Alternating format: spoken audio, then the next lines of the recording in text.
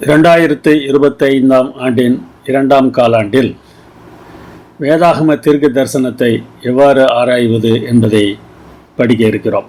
தீர்க்க தரிசனங்களிலே மறைமுக குறிப்புகள் இருக்க காணலாம், உருவகங்கள் இருக்க காணலாம், அடையாளங்கள் இருக்க காணலாம். அவற்றை எப்படி அர்த்தம் காண்பது என்பதை நாம் அறிந்திருக்க வேண்டும். இவ்வாரத்தில் தீர்க்க தரிசனத்தின் சில நியதிகளை நாம் பார்க்க இருக்கிறோம். அந்த பாடத்தை படிப்பதற்கு முன்னதாக நாம் ஜெபம் பண்ணுவோம். நாங்கள் உம்முடைய விருப்பத்தை புரிந்து கொள்வதற்காக வேதாகமத்தை தந்திருக்கிற எங்கள் அன்புள்ள பிதாவே, உம்முடைய விருப்பம் என்ன என்பதை புரிந்து கொள்வதற்கு எங்களுக்கு உதவி செய்யும். உம்முடைய விருப்பத்தின்படி நடப்பதற்கு ஆசையுள்ளவர்கள் யாராக இருந்தாலும், அவர்கள் எங்கிருந்தாலும் அவர்களை வழிநடத்துவதற்கு நீர் ஆயத்தமாக இருக்கிறீர். அப்படிப்பட்ட மனதை நீர் எங்களுக்கு தர வேண்டுமாய் கெஞ்சுகிறோம். இந்த பாடத்தை நாங்கள் படிக்கும்போது உம்மை இன்னமும் அதிகமாக அறிந்து கொள்வதற்கு எங்களுக்கு உதவி செய்ய வேண்டுமாய் எங்கள் அருமைநாதர் இயேசு நாமத்தில் வேண்டுகிறோம் பரமபிதாவே. 2008ஆம் ஆண்டு நவம்பர் மாதம் 8ஆம் தேதி ஜிம் ஓ நெயில் என்பவர் ஒரு விமானத்தை ஓட்டிக்கொண்டிருந்தார். அவருக்கு 65 வயது. 5500 அடி உயரத்தில் விமானம் பறந்து கொண்டிருந்தது. அந்த சமயத்தில் அவருக்கு கண் சரியாக தெரியவில்லை. தடுமாற்றம் ஏற்பட்டது. சூரிய வெளிச்சம் கண்ணில் பட்டதனால் இந்த தடுமாற்றம் என்று அவர் நினைத்தார். கீழே இருந்து கட்டுப்பாட்டு அறையிலிருந்து அவருக்கு உதவ முடியவில்லை. விமானம் எப்படி பறக்கிறது, எங்கே பறக்கிறது என்பதை கட்டுப்பாட்டு அறையிலிருந்து அவர்களால் பார்க்க முடியாது. என்ன செய்வது என்று தெரியவில்லை. அந்த சமயத்தில் அந்த பகுதியில் இராணுவ பயிற்சி விமானம் ஒன்று பறந்து கொண்டிருந்தது. பயிற்சி விமானி பால் ஜெரார்ட் என்பவர் அந்த விமானத்தை ஓட்டிக்கொண்டிருந்தார். அவரிடத்தில் கட்டுப்பாட்டு அறையிலிருந்து தொடர்பு கொண்டு உதவி செய்யும்படியாக கேட்டுக்கொண்டார்கள். அவரும் சரி என்று சொல்லி ஜிம் ஓ நெயில் ஓட்டிக்கொண்டிருந்த அந்த விமானத்திற்கு சற்று தூரத்தில் பறக்க ஆரம்பித்தார். அந்த விமானத்தோடு வானொலி தொடர்பை ஏற்படுத்தி கொண்ட பால் ஜெரார்ட், நீங்கள் ஒன்றும் பயப்படாதீர்கள், எந்தெந்த கட்டுப்பாடு எந்த இடத்தில் இருக்கிறது என்பது உங்களுக்கு தெரியும், அதை நீங்கள் பார்க்க வேண்டும் என்ற அவசியம் இல்லை, நான் என்ன சொல்லுகிறேனோ அதை மாத்திரம் செய்யுங்கள் என்று சொல்லிவிட்டு, இடது பக்கம் திருப்பங்கள், நேராக செல்லுங்கள், வலது பக்கம் திருப்பங்கள், விமானத்தை 10 பாகை இடது பக்கம் சாயுங்கள் என்று ஒவ்வொரு கட்டளையாக கொடுக்க ஆரம்பித்தார். ஜிம் ஓ நெயில் அதை புரிந்து கொண்டு அவர் என்ன சொன்னாரோ அதை அப்படியே செய்தார். சற்று நேரத்தில் விமான தளத்தில் இறங்கியது. சற்று பதற்றத்தோடு தான் விமானம் ஓடியது. ஆனால் எந்த விபத்தும் நேரிடாதபடிக்கு ஜிம் ஓ நெயில் பாதுகாக்கப்பட்டார். இதில் நாம் கவனிக்க வேண்டிய ஒன்று இருக்கிறது. அவருக்கு கண் தெரியவில்லை. அவர் நினைத்த பிரகாரமாக சூரிய வெளிச்சம் பட்டு கண் தெரியாமல் போகவில்லை. அவருக்கு ஒரு இரத்த குழாய் வெடித்ததினால இரத்தம் கண்ணுக்கு செல்லாமல் இந்த பிரச்சனை ஏற்பட்டதாக பின்னால் தெரிய வந்தது. எதுவாக இருந்தாலும் நம்முடைய வாழ்க்கையைப் போல ஜிம் ஓ நெயிலுடைய அந்த அனுபவம் இருப்பதை நாம் பார்க்க முடிகிறது. நாளைக்கு என்ன நடக்கப் போகிறது என்பது நமக்கு தெரியாது. எதிர்காலத்தை பொறுத்த மட்டில் நாம் ஒரு இருட்டில் வாழ்ந்து கொண்டிருக்கிறோம். அந்த இருட்டான அந்த வாழ்க்கையில் நாம் பத்திரமாக பயணம் செய்ய வேண்டும் என்றால் நம்மை வழிநடத்துவதற்கு ஒருவர் தேவைப்படுகிறார். எதிர்காலம் எப்படிப்பட்டது என்பதை அறிந்திருக்கிறவர், மனிதனுடைய இயல்பு என்ன என்பதை அறிந்திருக்கிறவர் என்ன சொல்லுகிறாரோ அதன்படி செய்தால் நிச்சயமாக நாம் தப்பலாம். அப்படி தெரிந்தவர் வேறு யாரும் இல்லை, நம்முடைய அன்புள்ள தேவன்தான். வேதாகமத்திலே அவர் ஏற்கனவே எழுதி வைத்திருக்கிறார். சில சமயங்களில் அன்றாட வாழ்க்கையில் நம்முடைய பிரச்சனைகளுக்கு நம்மிடத்தில் அவர் பேசி நம்முடைய மனதில் ஒரு உறுத்தலை ஏற்படுத்தி என்ன செய்ய வேண்டும் என்கிற எண்ணத்தை கொடுத்து நம்மை நடத்துவதற்கு அவர் ஆயத்தமாக இருக்கிறார். நமக்கு ஆண்டவருடைய வழிநடத்துதல் வேண்டும் என்று நாம் விரும்புகிறோம் என்றால் நாம் என்ன செய்ய வேண்டும், வேதாகமத்தை எப்படி படிக்க வேண்டும் என்பதை இந்த காலாண்டிலே நாம் தெரிந்து கொள்ளப் போகிறோம். உதாரணத்திற்கு தானியேல் 2ஆம் அதிகாரம் 44ஆம் வசனத்தில் நாம் இவ்வாறு வாசிக்கிறோம். பரலோகத்தின் தேவன் என்றென்றைக்கும் அழியாத ஒரு ராஜ்யத்தை எழும்ப பண்ணுவார். அந்த ராஜ்யம் வேறே ஜனத்துக்கு விடப்படுவதில்லை. இந்த அதிகாரத்திலே நேபுகாத்நேச்சார் ஒரு சொப்பனத்தை கண்டதையும் அந்த சொப்பனத்திற்கான அர்த்தத்தை தானியேல் சொல்வதையும் நாம் பார்க்கிறோம். ஒரு சிலை ஒன்று காணப்பட்டது. அந்த சிலையுடைய ஒவ்வொரு உறுப்புகளும் வெவ்வேறு உலோகங்களால் செய்யப்பட்டிருந்தது. ஒவ்வொரு உலோகமும் ஒரு குறிப்பிட்ட ராஜ்யத்தை சுட்டி காட்டுகிறது என்பதை தானியேல் விளக்கம் சொல்லும்போது குறிப்பிடுகிறார். கடைசியில் ஒரு கல் வந்து அந்த சிலையை நொறுக்கி போட்டு விடுகிறது. அந்த கல் எது என்பதைத்தான் இந்த வசனம் நமக்கு சொல்லுகிறது. அது ஒரு ராஜ்யம். அந்த ராஜ்யம் மற்ற ராஜ்யங்களை போன்றது இல்லை. அந்த ராஜ்யம் என்றென்றைக்கும் அழியாமல் நிலைத்திருக்கிற ராஜ்யம். அந்த ராஜ்யத்தில் ஆளுகை செய்ய போகிறவர்கள், வாழப்போகிறவர்கள் வேறே ஜனமில்லை, அவருடைய பிள்ளைகள். நாம் அவருடைய பிள்ளையாக இருக்க வேண்டும் என்றால் நம்ம என்ன செய்ய வேண்டும் என்பதைத்தான் பார்க்க போகிறோம். அந்த ராஜ்யம் நிலையான ராஜ்யம். மற்ற ராஜ்யங்கள் எல்லாம் நொறுங்கி போகும். ஒரு கல் கையால் பெயர்க்கப்படாமல் மலையிலிருந்து பெயர்ந்து உருண்டு வந்து இரும்பையும் வெண்கலத்தையும் களிமண்ணையும் வெள்ளியையும் பொன்னையும் நொறுக்கினதை நீர் கண்டீரே, அப்படியே அது அந்த ராஜ்யங்கள் எல்லாம் நொறுக்கி நிர்மூலமாக்கி தானோ என்று நீக்கி நிற்கும். தேவனுடைய நிர்வாகம்தான் சிறந்த நிர்வாகம். அது என்றென்னைக்கும் நிற்கக்கூடிய நிர்வாகம். இந்த உலக நிர்வாகங்கள் அனைத்தும் அழிந்து போகும். இந்த கருத்தை நாம் புரிந்து கொள்வதற்கு ஒவ்வொரு உலோகமும் ஒவ்வொரு ராஜ்யத்தை சுட்டி காட்டுகிறது என்பதை நாம் அறிந்திருக்க வேண்டும். வெறுமனே சிலை என்று நாம் பார்த்தால் அந்த சொப்பனத்தின் அர்த்தத்தை நாம் புரிந்து கொள்ள முடியாது. அதிர்ஷ்டவசமாக அந்த அதிகாரத்திலே தானே அந்த ஒவ்வொரு உலோகத்திற்கும் அர்த்தம் சொல்லப்படுகிறது. அர்த்தம் சொல்லப்படாத தரிசனங்களும் உண்டு. அதன் அர்த்தத்தை எப்படி பார்ப்பது என்பதைத்தான் இந்த காலாண்டில் நாம் படிக்கப் போகிறோம். அதற்கு தேவையான அடிப்படை நியதிகளை நாம் கற்றுக்கொள்ள வேண்டியது அவசியமாக இருக்கிறது. இது போன்ற பகுதிகளை விளங்கிக் கொள்வதற்கு நாம் என்ன செய்ய வேண்டும்? வாசிக்கிறவன் சிந்திக்க கடவன் என்று வேதாகமம் சொல்கிறது. இயேசுவானார் தாமே அந்த வார்த்தையை சொன்னார். தானியேல் புத்தகத்திலே பாழாக்குகிற அருவருப்பு என்று ஒரு வார்த்தை வருகிறது. அதை சுட்டிக்காட்டின இயேசு இதை வாசிக்கிறவன் சிந்திக்க கடவன் என்று சொன்னார்.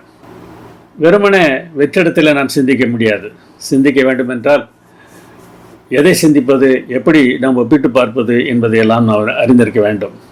அதற்கு உதவி செய்வதற்கு சிலர் இருக்கிறார்கள். அவர்கள் யார் என்பதை நாம் முதலாவதாக கவனிப்போம். பிதா கற்றுக் கொடுக்கிறார் என்று யோவான் 6:45 வாசிக்கிறோம். எல்லாரும் தேவனாலே போதிக்கப்பட்டிருப்பார்கள் என்று தீர்க்கதரிசிகளின் ஆகமத்தில் எழுதியிருக்கிறது. ஆகையால் பிதாவினிடத்தில் கேட்டு கற்றுக்கொள்கிறவன் எவனும் என்னிடத்தில் வருகிறான் என்று இயேசு சொன்னார். எனவே பிதா நமக்கு கற்றுக் கொடுத்தால்தான் இயேசு யார் என்பதை புரிந்து கொள்ள முடியும். அந்த கற்றுக் கொடுத்தல் இல்லாமல் நாம் வெறுமனே ஒரு புத்தகத்தை வாசிப்பது போல வேதாகமத்தை வாசித்தால் அதன் அர்த்தத்தை அறிந்து கொள்ள முடியாது. ஆண்டவரே, உம்முடைய வேதத்தில் நீர் என்ன சொல்லியிருக்கிறீர், அதை எனக்கு கற்றுத்தாரும் என்று தேவனிடத்தில் நாம் கேட்க வேண்டும். அப்படி நாம் வேதாகமத்தை படிக்காமல் அதில் பிழை கண்டுபிடிப்பதற்காகவோ அல்லது அதை வைத்து மற்றவர்களை தாக்குவதற்காகவோ வேதாகமத்தை நாம் படித்தோம் என்றால் அது சரியான பார்வை இல்லை. நான் என்ன செய்ய வேண்டும் என்பதை கற்றுக் கொடுப்பதற்காகத்தான் வேதாகமத்தை ஆண்டவர் எழுதி வைத்திருக்கிறார். மற்றவர்களுக்கு என்ன போதிக்க வேண்டும் என்பது கூட அங்கே முக்கியமில்லை. முதலாவதாக என்னுடைய வாழ்க்கையில் நான் என்ன செய்ய வேண்டும் என்பதை தேவன் எனக்கு கற்றுக் கொடுக்க வேண்டும். குமாரன் கற்றுக் கொடுப்பதாகவும் வேதாகமும் சொல்கிறது. இயேசுவானவர் தாமே சொல்வதை பாருங்கள். நான் சாந்தமும் மனத்தாழ்மையுமாய் இருக்கிறேன். என் நுகத்தை உங்கள் மேல் ஏற்றுக்கொண்டு என்னிடத்தில் கற்றுக்கொள்ளுங்கள்.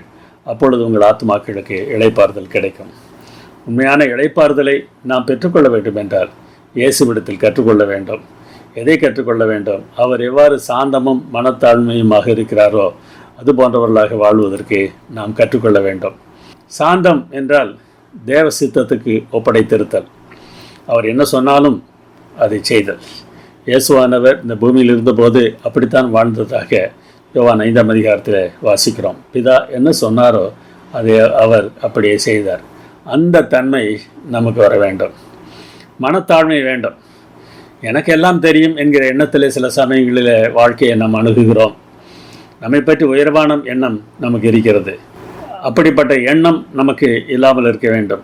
அதுதான் தாழ்மை. வெளிப்படையான தோற்றத்திலே தாழ்மையை காட்டுவதை பற்றி இந்த வசனம் சொல்லவில்லை.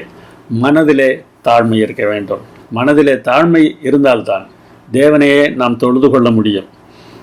தொழுதல் என்பதற்கான மூல வார்த்தை பணிதலாகும். தேவனுக்கு முன்பாக நாம் பணிந்து நிற்க வேண்டும்.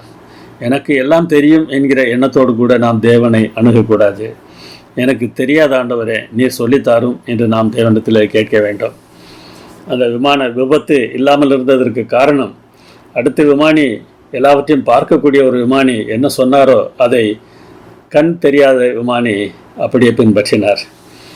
எனக்கு ஒன்றும் தெரியவில்லை என்கிற எண்ணம் இருந்தால்தான் அடுத்தவர் என்ன சொன்னாரோ அதை செய்ய முடியும்.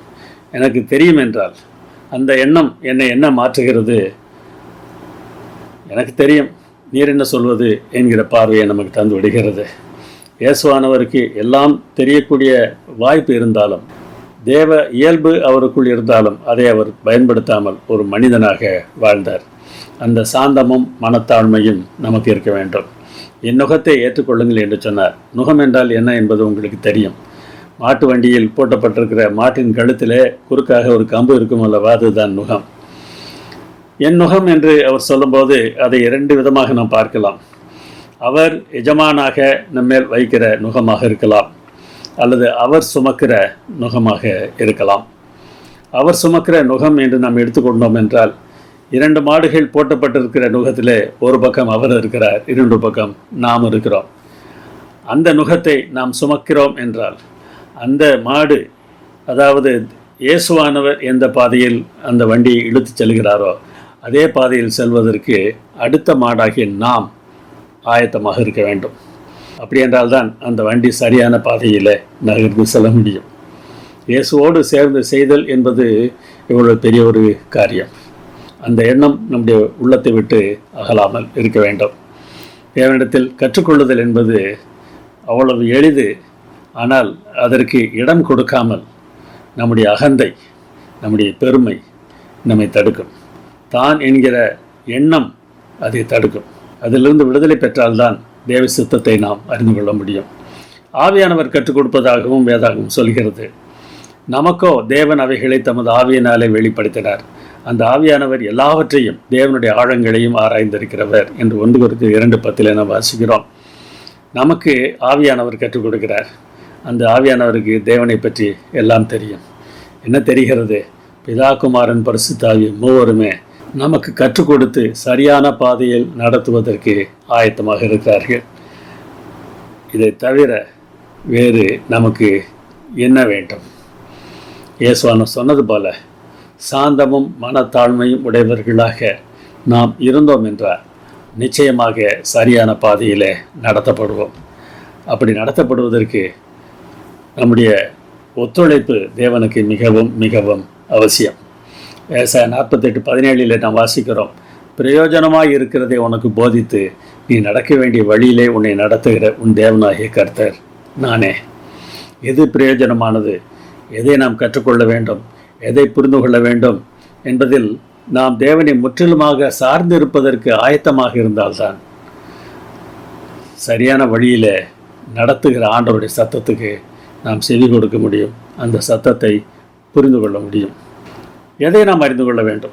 தீர்க்க தரிசனங்களுக்கெல்லாம் எனக்கு விளக்கம் தெரியும், அந்த அறிவு இருக்கிறது என்பதையா தேவன் அதிகமாக எதிர்பார்க்கிறார்?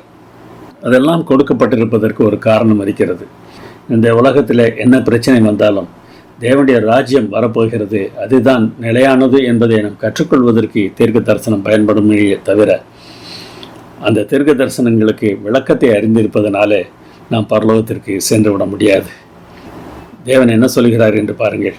மேன்மை பாராட்டுகிறவன் பூமியிலே கிருபையையும் நியாயத்தையும் நீதியையும் செய்கிற கர்த்தர் நான் என்று என்னை அறிந்து உணர்ந்திருக்கிறதை குறித்தே மேன்மையை பாராட்ட கடவன் என்று கர்த்தர் சொல்கிறார். இவைகளின் மேல் பிரியமாய் இருக்கிறேன் என்று அவர் சொல்கிறார். தேவனுக்கு இதுதான் விருப்பம். தேவனை நாம் அறிந்து கொள்ள வேண்டும். அவர் கிருபையுள்ளவர், அவர் நியாயமுள்ளவர், நீதியை செய்கிறவர் என்பதை அறிந்திருக்க வேண்டும். கிருபையுள்ளவர் என்பதனால பாவிகளை அவர் மன்னிக்கிறார். நியாயத்தை செய்கிறவர் என்பதனாலே திருந்த மறுக்கிறவர்களை அவர் தண்டிக்கிறார். திருந்துகிறவர்களுக்கு அவர் ஆசீர்வாதத்தை தருகிறார். நல்லது செய்கிறவர்களுக்கு நல்ல பலனை அவர் கொடுக்கிறார்.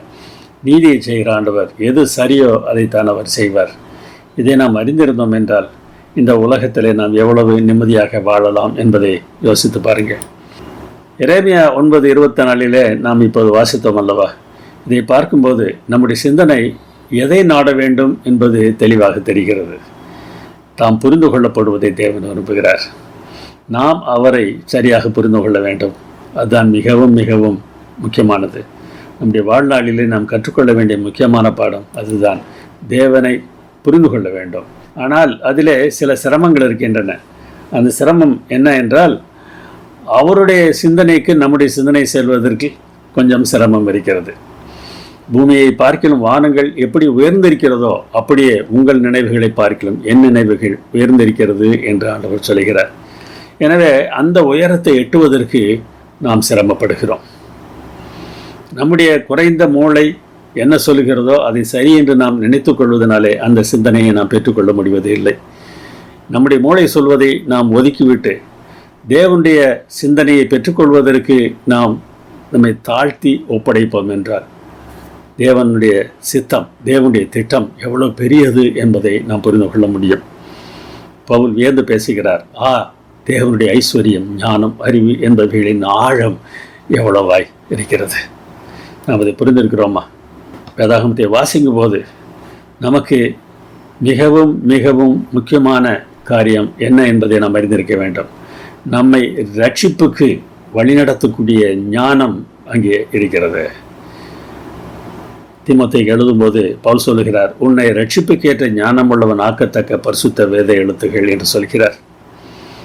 வேதாகமத்தை படிப்பதன் நோக்கம் இதுவாகத்தான் இருக்க வேண்டும். நான் ரட்சிக்கப்பட வேண்டும். நான் ரட்சிக்கப்பட வேண்டும். நான் தேவனை சார்ந்தவனாக வாழ வேண்டும். அது எப்பொழுது நமக்கு கிடைக்கும்? கிறிஸ்து இயேசுவை பற்றும் விசுவாசத்தினாலே.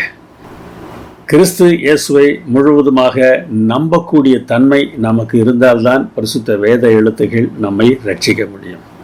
அப்படி தேவனை நம்பாத நிலையில் இருக்கிறவர்கள் தேவனை விட்டு விலகிச் செல்வதற்கு வேதாகமத்தில் பல வசனங்களை, பல குறைகளை நாம் பார்க்க முடியும். மனிதனால் எழுதப்பட்டது தான் வேதாகமம். அவனுடைய குறைந்த ஞானத்திலே அவன் எழுதியது தான் வேதாகமம். என்ன எழுத வேண்டும் என்று தேவன் சொன்ன போதிலும் மனிதனுடைய கையை பிடித்து கொண்டு தேவன் எழுதவில்லை. தேவனுடைய பேனாவாக தீர்க்கதரிசிகள் செயல்படவில்லை. தேவன் என்ன சொன்னாரோ அதை தீர்க்கதரிசிகள் தங்கள் சொந்த வார்த்தையிலே எழுதினார்கள். இலக்கண பிழை இருக்கும், வார்த்தைகளிலே தவறு இருக்கலாம், தங்களுக்கு தெரிந்த வார்த்தையைத்தான் அவர்கள் பயன்படுத்தி இருப்பார்கள். அதே போல் மொழிபெயர்க்கும் போது மொழிபெயர்த்தவர்கள் தங்களுக்கு தெரிந்திருந்த வார்த்தைகளைத்தான் அவர்கள் பயன்படுத்தி இருப்பார்கள். இதையெல்லாம் நாம் புரிந்து கொண்டால் வேதாகமத்தை நாம் வாசிக்கும்போது அதுபோன்ற குறைகளே அல்ல, நான் ரட்சிக்கப்படுவதற்கு வேதாகமம் என்ன சொல்கிறது என்பதை மாத்திரம்தான் நாம் பார்க்க ஆரம்பிப்போம். அதுதான் மிகவும் மிகவும் முக்கியம். வேதாகமத்தை ஒரு ஆராய்ச்சி புத்தகமாக படிப்பதோ, வேதாகமத்தை ஒரு வரலாற்று புத்தகமாக படிப்பதோ நமக்கு எந்த விதத்திலும் பயன் தராது. அப்படி இருக்கக்கூடாது என்பதற்காகத்தான் வேதாகமத்தில் குறைகளையும் தேவன் அனுமதித்திருக்கிறார். வழி விலகி செல்ல வேண்டும் என்று விரும்புகிறவர்கள் வழி விலகி செல்வதற்காக அநேக வார்த்தைகளை அவர்கள் வேதாகமத்தில் பார்க்க முடியும். நாம் ரட்சிக்கப்பட வேண்டும் என்று நாம் விரும்பினார் தேவன் நமக்கு எதை கற்றுக் கொடுத்திருக்கிறாரோ அதிலே நாம் நிலைத்திருக்க வேண்டும். நம்முடைய சொந்த ஞானத்தினால் கற்றுக்கொள்வது அல்ல, தேவன் தருகிற ஞானத்தினால் நாம் கற்றுக்கொள்ள வேண்டும். நான் ஏற்கனவே குறிப்பிட்டது போல விஞ்ஞான உண்மைகளையோ வரலாற்று உண்மைகளையோ வேதாகமத்திலே நாம் தேட வேண்டாம். நம்முடைய ரட்சிப்பிற்கு தேவன் என்ன சொல்லியிருக்கிறார் என்பதை மாத்திரமே நாம் தேட வேண்டும். வேறு விதமாக தேடுவது தான் நமக்கு தடை கற்களாக இருக்கின்றன. சரியான நோக்கத்தோடு வேதாகமத்தை நாம் வாசித்தோம் என்றால் வேதாகமத்தை நாம் நிச்சயமாக புரிந்து கொள்ளலாம். வேதாகம வசனங்கள் எல்லாம் எல்லோருக்கும் புரிந்து விடுமா? தேவையில்லை. எல்லாவற்றையும் ஒரு மனிதன் புரிந்து கொள்ள வேண்டும் என்ற அவசியம் இல்லை. இந்த வார்த்தைகளை புதை பொருளாக வை என்று ஒரு தீர்க்கதரிசி இடத்திலே ஆண்டவர் சொன்னார். யார் அந்த தீர்க்கதரிசி? இந்த வார்த்தைகள் வேதாகமத்தில் எங்கே வருகின்றன? இந்த வார்த்தைகள் தானியேல் புத்தகத்தில் வருகின்றன. முடிவு காலம் மட்டும் இந்த வார்த்தைகளை புதை பொருளாக வைத்து இந்த புத்தகத்தை முத்திரை போடு என்று ஆண்டவர் சொன்னார்.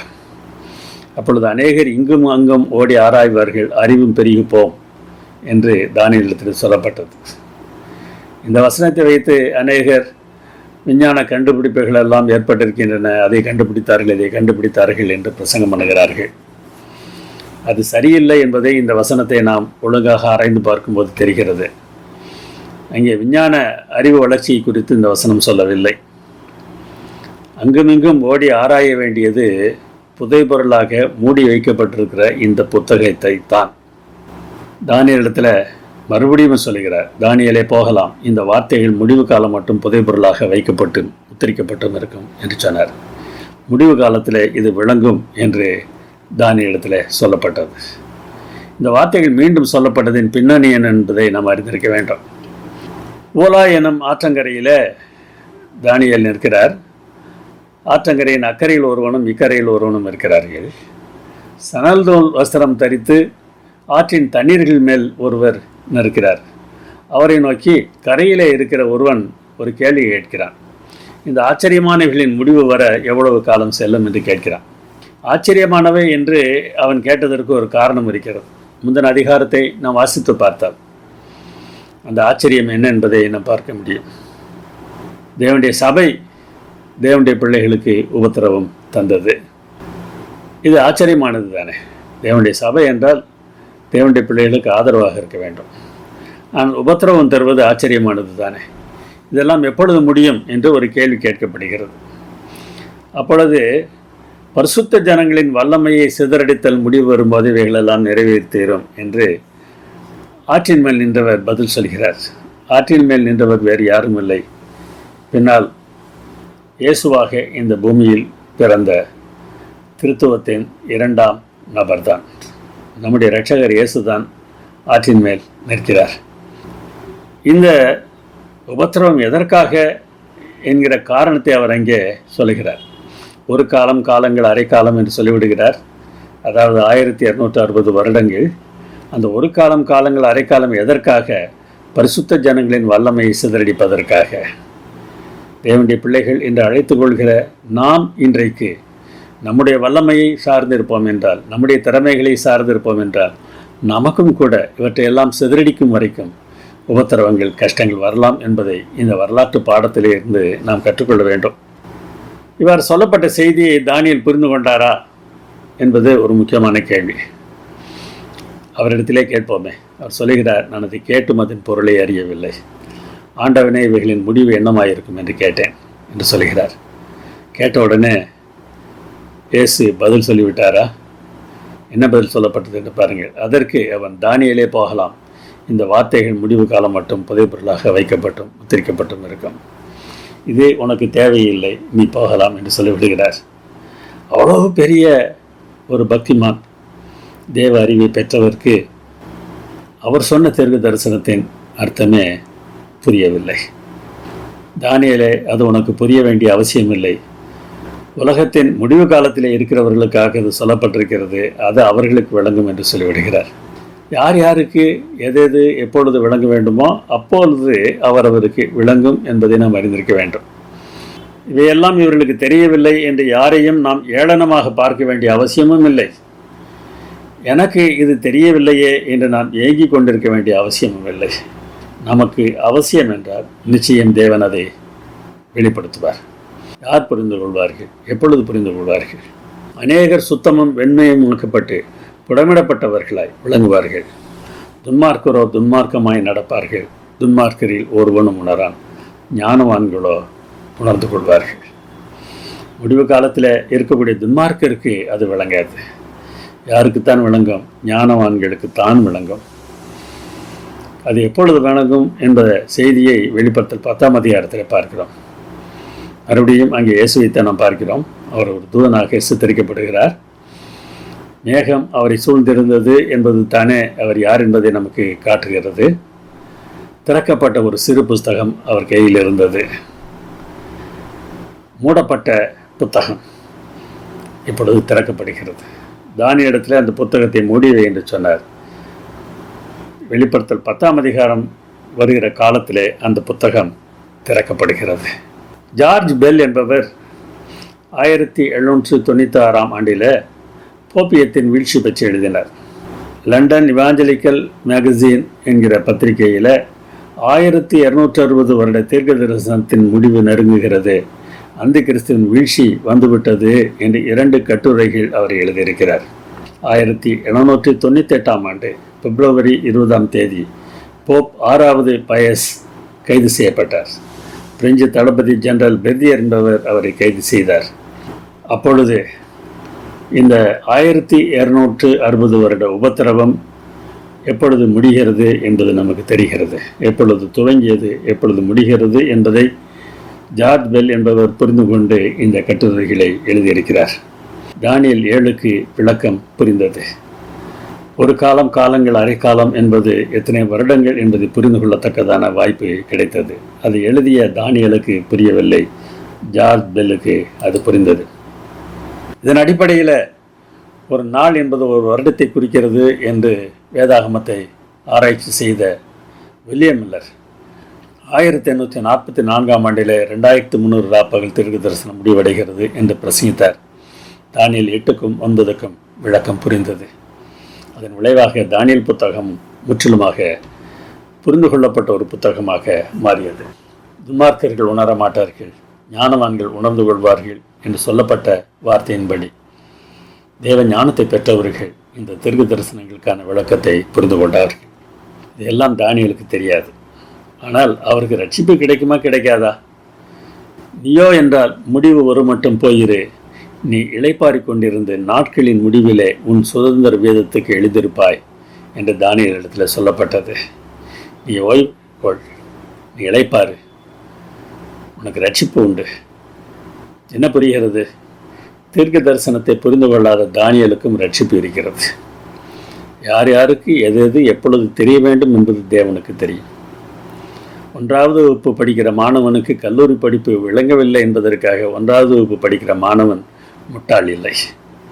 ஆனால் கல்லூரி படிக்கிற ஒரு மாணவன் 1வது வகுப்பு படிக்கிற மாணவனை விட கேவலமாக வாழ்ந்து கொண்டிருந்தால் அவன் 1ஆம் வகுப்பு படிப்பு கூட தகுதியற்றவன் என்பதுதான் வெளிப்படையான கருத்து. சத்தியம் எனக்கு தெரியும், அது தெரியும், இது தெரியும் என்று சொல்கிற ஒவ்வொருவரும் இதை குறித்து யோசித்து பார்க்க வேண்டும். பிரயோஜனமானவற்றை அவர் நமக்கு கற்றுத்தருவார். ஏற்கனவே நாம் பார்த்தோம், தேவையான அறிவு என்ன, தேவன் எப்படிப்பட்டவர் என்பதை புரிந்து கொள்வதுதான். ஒன்றான மெய்தேவனாகி உம்மையும் நீர் அனுப்பினவராகி இயேசு கிறிஸ்துவையும் அறிவதே நித்திய ஜீவன் என்று இயேசு சொன்னார். தானியேல் புத்தகத்திற்கு விளக்கமும் வெளிப்படுத்தல் புத்தகத்திற்கும் விளக்கமும் அறிந்தவர்களுக்கு தான் நித்திய ஜீவன் கிடைக்கும் என்று இயேசு சொல்லவில்லை. தேவனை அறிகிற அறிவு என்பது தான் மிகவும் முக்கியம். இந்த வசனத்தை சரியாக புரிந்து கொள்ளாத அநேகர் தேவனை அறிகிற அறிவு என்றால் அவர் எத்தனை நபராக இருக்கிறார், அவருடைய மாம்சம் எப்படிப்பட்ட மாம்சமாக வெளிப்பட்டது, இது போன்ற காரியங்களை எல்லாம் ஆராய்ச்சி செய்து கொண்டிருக்கிறார்கள். ஆனால் தேவனை அறிகிற அறிவு என்றால் என்ன என்பதற்கான விளக்கத்தை வேதாகமத்தில் பார்க்கிறோம். கடந்த காலாண்டில் இந்த வசனத்தை நாம் பார்த்தோம். யோசியா ராஜாவை பற்றி சொல்லும்போது ஆண்டவர் எரேமியா மூலமாக சொன்னார், சிறுமையும் எளிமையுமானவனுடைய நியாயத்தை விசாரித்தான், அப்பொழுது சுகமாய் வாழ்ந்தான், அப்படி செய்வதல்லவோ என்னை அறிகிற அறிவு என்று கர்த்தர் சொல்லுகிறார். கண்ணை திறந்து இந்த வசனம் என்ன சொல்லுகிறது என்று பாருங்கள். தேவனை அறிகிற அறிவு என்றால் என்ன என்பதற்கு நாம் சொல்லுகிற விளக்கத்தை குறித்து வேதாகமம் பேசவில்லை. வேதாகம் சொல்லுகிற அறிவு என்ன? மனிதர் மேல் நாம் அன்பு காட்ட வேண்டும். பணக்காரன் மேல், அதிகாரத்தில் உள்ளவன் மேல் அன்பு காட்டுவதாக நடிப்பது எளிது. பலர் நடிக்கிறார்கள் என்பதை அதிகாரத்தில் இருக்கிறவர்கள் தங்கள் அதிகாரம் இழந்த பிறகு புரிந்து கொள்கிறார்கள். ஆனால் எளிமையானவரிடத்தில் அன்பாக நடந்து கொள்ளுதல் என்பது அவ்வளவு எளிது இல்லை. மனிதன் மேல் அன்பு இருந்தால் மாத்திரம்தான் அதை அவர்கள் செய்வார்கள். நாம் எப்படி இருக்கிறோம் என்பதை நாம் யோசித்து பார்க்க வேண்டும். கர்த்தர் நல்லவர் என்பதை ருசித்து பாருங்கள். அவர் மேல் நம்பிக்கையாக இருக்கிற மனுஷன் பாக்கியவான். கர்த்தர் நல்லவர் என்பதை நாம் அறிந்திருந்தோம் என்றால் மனிதர்களிடத்தில் அதே விதமான நல்ல தன்மையை நாம் காட்டுவோம்.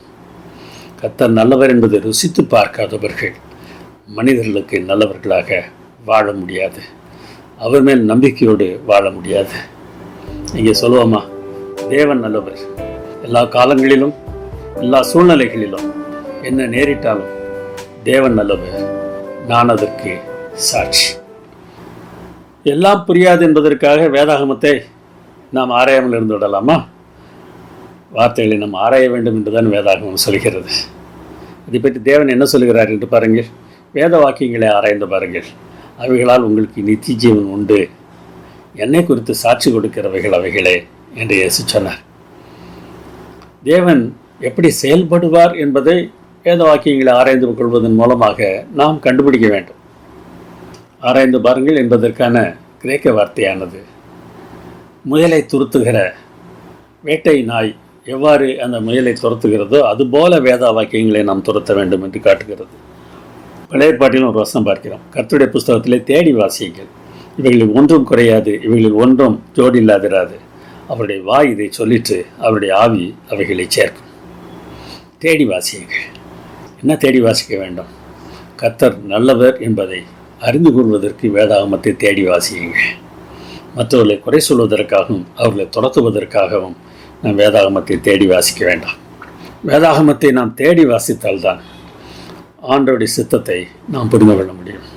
நம்முடைய ரட்சிப்புக்காக சொல்லப்பட்டிருக்கிற வசனங்களிலேயே பல சமயங்களிலே அநேகர் தவறாக புரிந்து கொள்கிறார்கள். ஒரு எடுத்துக்காட்டை பார்ப்போம். நியாயப்பிரமாணத்தின் கிரிகளினாலே எந்த மனுஷனும் நீதிமானாக்கப்படுவதில்லை என்று கலாத்தியர் 2:16 வாசிக்கிறோம். வாசித்த உடனே சிலர் நியாயப்பிரமாணத்தின்படி நாம் நடக்க வேண்டிய அவசியமில்லை, ஏனென்றால் நியாயப்பிரமாணத்தின் கிரிகளினாலே நாம் நீதிமானாக்கப்படுவதில்லை என்று சொல்லிவிடுகிறார்கள். மற்ற வசனங்களை நாம் ஏன் பார்ப்பதில்லை? அநேக வசனங்களை நான் காட்டலாம். ஒரே ஒரு வசனத்தை பார்ப்போமே. நியாயப்பிரமாணத்தை மீறுகிறதே பாவம். 1 யோவான் 3:4. நியாயப்பிரமாணத்தை மீறுகிறது பாவம் என்றால் நியாயப்பிரமாணத்தின் கிரியை தேவையில்லை என்று சொல்லிவிட முடியுமா? கலாத்தியர் 2:16 என்ன சொல்கிறது என்பதை நாம் தெளிவாக புரிந்திருக்க வேண்டும். நீதிமானாக்கப்படுவது என்றால் பாவம் மன்னிப்பு பெறுவதாகும். பாவம் மன்னிப்பு பெறுவதற்கு நம்முடைய கிரியைகள் முக்கியமில்லை, எந்த நற்கிரியையும் முக்கியமில்லை. அதனால் எந்த நற்கிரியும் செய்ய வேண்டும் என்ற அவசியமில்லை என்ற முடிவுக்கு நாம் வந்துவிட முடியாது. நாம் நீதிமானாக்கப்படுவதற்கு தேவனுடைய கிருபைதான் நமக்கு வேண்டும். தேவனுடைய கிருபையினால் தான் நாம் மன்னிப்பை பெற்றுக்கொள்கிறோம். அப்படியானால் தேவனுடைய கிருபையினாலே நாம் மன்னிப்பை பெற்றுக்கொள்வதனால அதற்கு பிறகு நாம் நியாயப்பிரமாணத்தை மீறிக்கொண்டே இருக்கலாமா? அதாவது பாவம் செய்து கொண்டே இருக்கலாம் என்றால் இல்லை. ஒரு சின்ன உதாரணத்தை பாருங்களேன். ஒருவன் கடன் வாங்கி கொண்டிருக்கிறான். நீ கடன் வாங்காதே என்று அவரிடத்தில் இன்னொருவர் சொல்லுகிறார். உடனே அவர் கடன் வாங்குவதை நிறுத்தி விடுகிறார் என்று வைத்துக் கொள்ளுங்கள். இப்பொழுது அவர் கடனாளியா இல்லையா? இன்னமும் கடனாளி தான். ஏனென்றால் இனிமேல் அவர் புதிதாக கடன் வாங்கவில்லை என்றாலும் ஏற்கனவே வாங்கின கடன்கள் இருக்கின்றன. அதை அவர் அடைத்தாக வேண்டும். சரி, கடன் கொடுத்தவர் அதை மன்னித்து விடுகிறார் என்று வைத்துக் கொள்ளுங்கள். இப்பொழுது அவர் கடனாளி இல்லை. அவர் மறுபடியும் கடன் வாங்கினால் மீண்டும் கடனாளியாகி விடுகிறார். அதே தான் இங்கே நாம் பார்க்க வேண்டிய ஒன்று. தேவனுடைய கிருபையினாலே நாம் மன்னிப்பு பெறுகிறோம். மறுபடியும் பாவம் செய்தால் மறுபடியும் மன்னிப்பு கேட்க வேண்டியது அவசியமாக இருக்கிறது. மறுபடியும் மன்னிப்பு கேட்கிற அவன் இனிமேல் இந்த பாவத்தை செய்யாமல் இருக்க வேண்டும் என்று ஒரு தீர்மானத்திற்கு வருகிறான். நியாயப்பிரமாணத்தின் கிரியை அவசியமா இல்லையா? எதற்கு அவசியமில்லை? பாவம் மன்னிப்பு பெற அவசியமில்லை. எதற்கு அவசியம்? இந்த உலகத்தில் சந்தோஷமாக தேவனுடைய பிள்ளையாக வாழ்வதற்கு அது அவசியமாகத்தான் இருக்கிறது. இன்னும் ஒரு எடுத்துக்காட்டை பார்ப்போம். நியாயப்பிரமாணம் வேண்டும் என்று சொல்லுகிறவர்கள் சில சமயங்களில் தவறான வசனங்களை அதற்கு பயன்படுத்துகிறார்கள். மத்திய 5:17 பாருங்கள். நியாயப்பிரமாணத்தை ஆனாலும் தீர்க்க தரிசனங்களை ஆனாலும் அழிக்கிறதற்கு வந்தேன் என்று எண்ணிக்கொள்ளாதீங்கள், அழிக்கிறதற்கு அல்ல நிறைவேற்றுகிறதற்கே வந்தேன் என்று இயேசு சொன்ன இந்த வார்த்தையை காண்பித்து நியாயப்பிரமாணத்தை ஆண்டவர் அழிக்கவில்லை, அதை நிறைவேற்ற வந்தார் என்று சொல்லி இந்த வசனத்தை நியாயப்பிரமாணம் நம்மை கட்டுப்படுத்துகிறது என்பதற்காக காட்டுகிறார்கள். அடுத்த வசனத்தை பாருங்கள். வானமும் பூமியும் ஒழிந்து போனாலும் நியாயப்பிரமாணத்தில் உள்ளதெல்லாம் நிறைவேறும் அளவும் அதில் ஒரு சிறு எழுத்தாகிலும் ஒரு எழுத்தின் உறுப்பாகிலும் ஒழிந்து போகாது. எதுவரைக்கும் ஒழிந்து போகாது? நிறைவேறும் அளவும் ஒழிந்து போகாது. நிறைவேறிவிட்டால் அது தேவையில்லை. நிறைவேற்றுவதை வந்தேன் என்று சொல்கிறார். அப்படியானால் அது தேவையில்லை என்ற அர்த்தம் வந்து விடுகிறது அல்லவா? அப்படியானால் இந்த வசனம் என்ன சொல்கிறது? நியாயப்பிரமாணம் என்று இங்கே சொல்லப்படுவது 10 கற்பனை அல்ல. நியாயப்பிரமாணமும் தீர்க்க தரிசனமும் என்று சேர்ந்து வந்தால் அது பழைய ஏற்பாடு என்று அர்த்தம். பழைய ஏற்பாட்டில் இயேசு நிறைவேற்றின காரியங்களை இயேசு ஒழித்து விடுகிறார். என்ன நிறைவேற்றினார்? பலிகளை நிறைவேற்றினார். இப்பொழுது நாம் பலியிட வேண்டிய அவசியமில்லை. நிறைவேற்றுதல் என்பதற்கு இந்த இடத்துல என்ன அர்த்தம் சொல்லப்படுகிறதோ அந்த அர்த்தத்தை நாம் பார்த்தோம் என்றால், இங்கே நியாயப்பிரமாணம் என்பது 10 கற்பனையை பற்றி பேசவில்லை, பழைய ஏற்பாட்டு பற்றி பேசுகிறது. பழைய ஏற்பாட்டில் எல்லாவற்றையும் அவர் நிறைவேற்றி விடவில்லை. தானியேல் புத்தகத்தில் சொல்லப்படுகிற தீர்க்கதரிசனங்கள் எல்லாவற்றையும் அவர் நிறைவேற்றவில்லை. வழிமுறைகளை அவர் நிறைவேற்றினார், இனி அது தேவையில்லை. எனவே நம்முடைய கருத்துக்கு ஒத்ததாக மாற்றுவதற்கு எந்த வசனத்தையும் அதில் சொல்லப்படாத கருத்துக்களை நாம் அதற்குள்ளாக திணிக்கக்கூடாது. என் நியாயப்பிரமாணம் என்பது 10 கற்பனை இல்லை என்பதை மனதில் வைத்து கொண்டு தான் இந்த இடத்துல வாசிக்க வேண்டும். ஒரு வார்த்தைக்கு என்னென்ன அர்த்தம் இருக்கிறதோ, இந்த இடத்துல என்ன அர்த்தம் வருகிறது என்பதை நாம் கவனிக்க வேண்டும். வேத வாக்கியங்களின் நோக்கம் வேதாகமத்தில் தெளிவாக சொல்லப்பட்டிருக்கிறது. தேவனுடைய மனுஷன் தேறினவனாகவும் எந்த நற்கிரியையும் செய்ய தகுதி உள்ளவனாகவும் இருக்கும்படிக்கு வேத வாக்கியங்கள் எல்லாம் பிரயோஜனம் உள்ளவை. புரிகிறதா? நாம் நற்கிரிகளை செய்வதற்கு தகுதி உள்ளவர்களாக நம்மை மாற்றுவதற்கு வேத வாக்கியங்கள் பிரயோஜனம் உள்ளவைகள். கிரியைகள் வேண்டாம் என்று வேதாகம் சொல்லவில்லை. ரட்சிக்கப்பட்டவர்கள் நற்கிரிகளை செய்வதற்கு அழைக்கப்பட்டிருக்கிறார்கள். அதற்கு கொஞ்சம் முந்தி நீங்கள் வாசித்தால், ரட்சிப்புக்கேற்ற ஞானமுள்ளவனாக்கத்தக்க பரிசுத்த வேத எழுத்துக்கள் என்கிற வார்த்தையை நாம் பார்க்கலாம். எனவே ரட்சிப்பை பெறுவதற்கு இந்த வசனங்கள் அவசியம். இதை புரிந்து கொள்ள வேண்டும். நியாயப்பிரமாணத்தின் கிரிகளினாலே ஒருவன் நீதிமானாக்கப்படுவதில்லை என்கிற வசனத்தை சொல்லிவிட்டு நியாயப்பிரமாணமே தேவையில்லை என்று சொல்லுகிறவர்களுக்கு இந்த ரட்சிப்புக்கேற்ற ஞானம் இல்லை என்பதை நாம் புரிந்து கொள்ள வேண்டும். ரட்சிப்புக்கேற்ற ஞானத்தை பெறுவதற்கு வசனங்களுக்கு நாம் எவ்வாறு அர்த்தம் பார்க்க வேண்டும்? சில இடங்களிலே நேரடி அர்த்தம் இருக்கலாம், சில இடங்களிலே ஞான அர்த்தம் இருக்கலாம். நேரடி அர்த்தம் இல்லாத இடங்களிலே ஞான அர்த்தம் என்ன என்பதை நாம் அறிந்திருக்க வேண்டும். மிக முக்கியமான பிரச்சனை இதுவாகும். எந்தெந்த இடத்துல ஞானார்த்தமாக பார்க்க வேண்டுமோ அந்த இடத்துல அவற்றை ஞானார்த்தமாக நாம் பார்க்க வேண்டும். அதன் அர்த்தத்தை நாம் எப்படி தீர்மானிப்பது? நமக்கு இஷ்டமான பிரகாரம் நம்ம அர்த்தம் சொல்லலாமா? கரடி என்றால் ரஷ்யா என்ற அர்த்தம் சொல்லிவிட்டால் அது சரியாகிவிடுமா? 666 என்கிற அந்த வசனத்தை மாத்திரம் எடுத்துக்கொண்டு அதை ஒரு சிப்பில் பறித்து உடலில் செலுத்தப் போகிறார்கள் என்று சொல்லிவிட்டால் அது சரியாகிவிட முடியுமா? முன்னாலே சொல்லப்பட்டிருக்க தீர்க்க தரிசன வசனங்களை எல்லாம் நாம் பார்க்க வேண்டாமா? அர்த்தம் புரிய வேண்டும் என்றால் ஒரு வசனத்தை மாத்திரம் உருவி எடுத்து நம்முடைய இஷ்டமான அர்த்தங்களை சொல்வதை நாம் நிறுத்த வேண்டாம். ஞானார்த்தமாக பார்க்க வேண்டிய அடையாளங்களுக்கு வேதாகமத்திலேயே விளக்கம் இருக்கும். வேதாகமத்திலே நாம் விளக்கம் தேட வேண்டும். மிருகம் என்று ஒன்று வருகிறது என்றால் அதற்கு என்ன அர்த்தம்? ராஜ்யம் என்று அர்த்தம். தானியேல் 7:7-7:20 வாசித்து பாருங்கள். 4ஆம் மிருகத்தை நான் கண்டேன் என்று சொல்லுகிற தானியேல் அதற்கு விளக்கம் சொல்லும்போது 4ஆம் மிருகம் பூமியிலே உண்டாகும் 4ஆம் ராஜ்யமும் என்று சொல்கிறார். இந்த மிருகம் என்பது ராஜ்யம். எனவே தீர்க்க தரிசனங்களை மிருகங்களை பார்த்தால் நாம் பயப்பட தேவையில்லை. ஸ்திரீ என்று சொல்லப்படுவது மரியாள் இல்லை. ஒரு ஸ்திரீ சூரியன் அணிந்திருந்தால் என்று சொல்லப்படுவது மரியாள் என்று சிலர் விளக்கம் சொல்கிறார்கள். நான் உங்களை கற்புள்ள கன்னியாக கிறிஸ்து என்னும் ஒரே புருஷனுக்கு ஒப்புக் கொடுத்திருக்கிறேன் என்று கொரிந்தியர்களை பவுல் எழுதுகிறார். எனவே கிறிஸ்துவின் மணவாட்டியாகிய சபையை இது காட்டுகிறது. இயேசு நம்முடைய மணாளன் என்றார். சபையாகிய நம்மை அவர் எவ்வளவு பத்திரமாக பாதுகாத்துக் கொள்வார் என்பதை உணர்ந்திருக்க வேண்டும். வெளிப்படுத்தல் 12ஆம் அதிகாரத்தை வாசித்து பாருங்கள். எவ்வளவு பத்திரமாக பாதுகாக்கிறார் என்பதை நீங்கள் அங்கே பார்க்க முடியும். பட்டயம் என்றால் எப்படி பார்க்க வேண்டும் என்பதையும் வேதாகம வசனங்களை வைத்து தான் நாம் தீர்மானிக்க வேண்டும். இயேசுவின் வாயிலிருந்து இருபுறமும் கருக்குள்ள பட்டயம் புறப்பட்டது என்று வெளிப்படுத்தல் 1:16 வாசிக்கிறோம். தேவனுடைய வார்த்தை தான் அந்த பட்டயம் என்பதை எபிரேயர் 4:12 பார்க்கிறோம். ஆம், இந்த பட்டயம் நம்முடைய கையில் இருக்கும் என்றால் இந்த பட்டயத்தின் அர்த்தம் என்ன என்பதை இயேசு சொல்லிக் கொடுப்பது போல நாம் கற்றுக்கொண்டிருந்தோம் என்றால் சாத்தானை தாக்கி அவனை விரட்டி விடலாம். இயேசுவை சாத்தான் சோதித்த போது இயேசுவானவர் அப்படித்தானே செயல்பட்டார். துன்மார்க்கரில் ஒருவனும் உணரான், ஞானவான்களை உணர்ந்து கொள்வார்கள் என்று தானியேல் 12:10 சொல்லப்பட்டது. ஆம், நாம் துன்மார்க்கமான பாதையில் சென்று கொண்டு வேதாகமத்தை ஆராய்ச்சி செய்தோம் என்றால் வேதாகமத்தை நாம் தவறாக புரிந்து கொள்வோம். ஞானவான்கள் என்றால் யார்? தானியேல் 12:3 வாசித்து பாருங்கள். மற்றவர்களுக்கு தேவனுடைய தன்மையை விளக்குகிறவர்கள். அப்படிப்பட்ட விளக்கத்தை கொடுக்கிற பிள்ளைகளாக நாம் வாழ்வோம் என்றால் நாம் சம்பாதிப்பதற்காக அல்ல, தேவனை மற்றவர்கள் புரிந்து கொள்ள வேண்டும் என்பதற்காக ஊழியம் செய்கிற பிள்ளைகளுக்கு தேவன் சரியான உணர்வை தருவார், வேதாகமத்தை புரிந்து கொள்வார்கள். ஏன் மற்றவர்களுக்கு புரிவதில்லை? ஒரு காரணம் லூக்கா 12:48 நாம் பார்க்கலாம். அறியாதவனாய் இருந்து அடிகளுக்கு ஏதுவானவைகளை செய்தவர்களுக்கு சில அடிகள் தான் அடிக்கப்படும். எவனிடத்தில் அதிகம் கொடுக்கப்படுகிறதோ அவனிடத்தில் அதிகம் கேட்கப்படும். ஏன் சிலருக்கு விளங்காமல் ஆண்டவர் செய்து விடுகிறார்? அவர்கள் அழியப் போகிறவர்கள். இதையும் அறிந்து கொண்டால் இன்னும் அதிகமான அடிகளை அவர்கள் பெற வேண்டியது இருக்கும். அதிலிருந்து காப்பாற்றுவதற்காக இந்த அன்புள்ள தேவன் அழியப் போகிறவர்கள் எல்லாவற்றையும் புரிந்து கொள்ளாமல் இருப்பதற்கு விட்டு விடுகிறார். அவ்வளவுதான். இதிலும் கூட தேவனுடைய அன்பைத்தான் நாம் பார்க்க முடிகிறது. அவைகளை கை கொண்டு, எவைகளை? தேவனுடைய கட்டளைகளை கை கொண்டு நடவுங்கள், ஜனங்களின் கண்களுக்கு முன்பாகவும். இதுவே உங்களுக்கு ஞானமும் விவேகமுமாய் இருக்கும். எப்பொழுது ஞானத்தை பெற்றுக்கொள்ள முடியும்?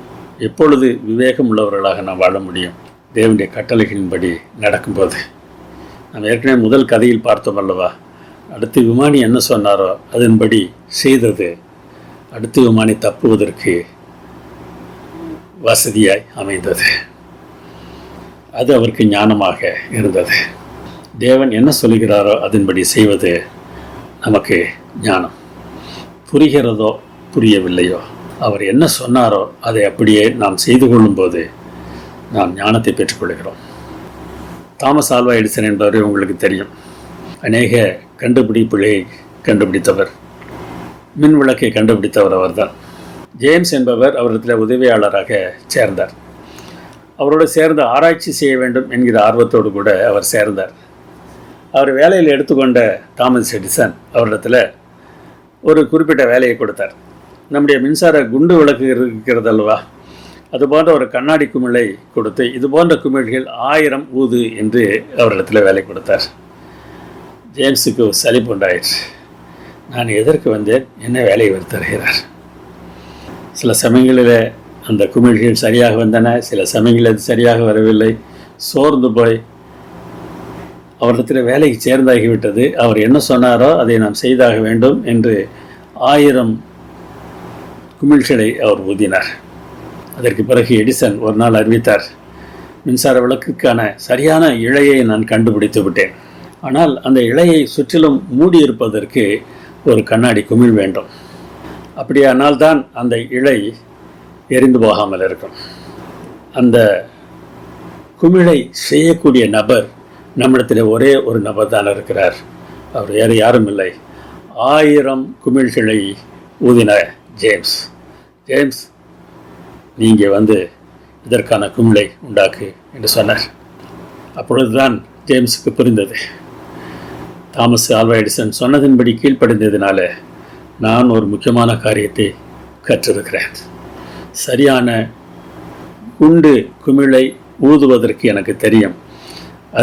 அதற்குள்ளாக மின் இழையை வைத்து நாம் மின்சார விளக்கை உருவாக்கப் போகிறோம். அன்றைய பிள்ளைகளை நமக்கு புரிகிறதோ புரியவில்லையோ, அவர் என்ன சொல்லுகிறாரோ அதன்படி நாம் செய்வோம். சரியான நேரம் வரும்போது அவர் நம்மை பயன்படுத்துவார். அவருடைய பிள்ளைகளாக வாழும் தகுதி பெறுகிறவர்களாக நாம் இருக்க தகுந்த விதத்தில் அவர் நமக்கு தந்திருக்கிற வேதாகமத்தை ஆராய்ச்சி செய்வோம். நம்முடைய ரட்சிப்புக்கு அடிப்படையாக இருப்பது அவர் நம்மேல் வைத்திருக்கிற அன்பு தான். அந்த அன்பை பிரதிபலிக்கிறவர்களாக வாழ வேண்டியது அவசியம். அவர் என்ன சொல்லுகிறாரோ அதை அப்படியே நாம் செய்வோம்.